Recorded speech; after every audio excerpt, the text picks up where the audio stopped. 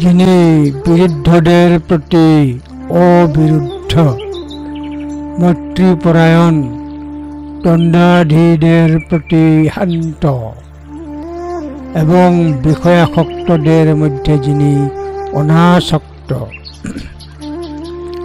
তাহাকে আমি ব্রাহ্মণ বলি, অরহন বলি।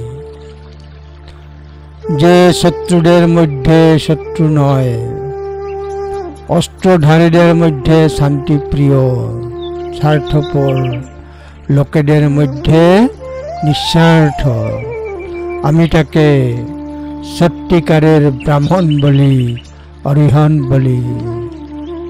যে তার শত্রুদের মধ্যে বন্ধুত্বপূর্ণ, হিংসদের মধ্যে শান্ত, আবেগ প্রমণ্ডের মধ্যে বিচ্ছিন্ন,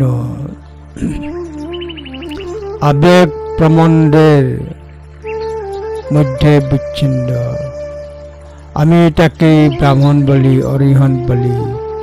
সত্য হলো জন্মসূত্রে কেউ ব্রাহ্মণ হতে পারে না।